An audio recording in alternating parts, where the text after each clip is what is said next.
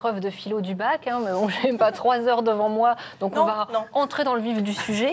Je me suis penchée sur des pratiques pas très connues, ou du moins que moi je ne connaissais pas. Alors connaissez-vous l'axillisme? Céline va peut-être être plus calée que nous. Alors, moi je suis nulle en vocabulaire. Vous montrez des photos, on reconnaît, mais les mots, non.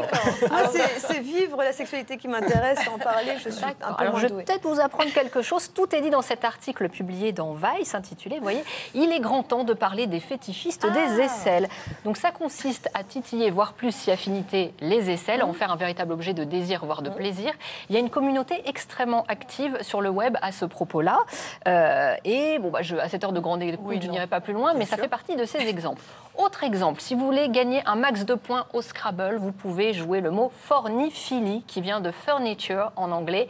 Voilà, vous voyez, c'est donc dans Femme Actuelle, hein, la forniphilie, ou l'art de transformer son partenaire en meuble pour s'exciter. Et on nous dit, le dominant peut faire ce qu'il veut de son partenaire. Si celui-ci doit être une table, on peut poser une nappe dessus. C'est une pratique Rien de neuf.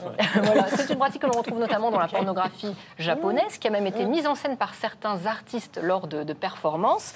Voilà, tout ça pour vous dire que plus on cherche des pratiques sexuelles, plus on en trouve. C'est pour ça que je vais m'arrêter sur les exemples. L'idée derrière tout ça, c'est qu'il y a vraiment une multitude de possibilités et c'est ça qui pose question. La journaliste Maya Mazoret, qui est vraiment spécialiste des tendances sexuelles, le résume très bien dans un article paru dans le journal Le Monde. Hein, elle nous dit, voilà, faut-il tout essayer sexuellement? Et sa réponse est intéressante. Hein. Elle nous dit, le discours que nous avons besoin d'entendre n'est certainement pas qu'il faut tout essayer sous peine de mourir idiot, mais au contraire de réapprendre à essayer quand on en a envie, quand on se sent prêt, en prenant la liberté de ne jamais tenter, de passer à côté. Et elle conclut, qui ne tente rien n'a rien, mais qui tente n'importe quoi n'est pas plus avancé.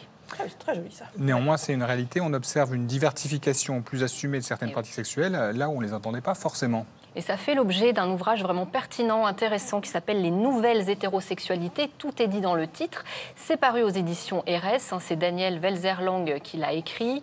C'est un sociologue de terrain. Et il est allé à la rencontre de couples hétéros qui cassent complètement le cliché du classique rapport homme-femme, une fois tous les 36 du mois en missionnaire. Hein.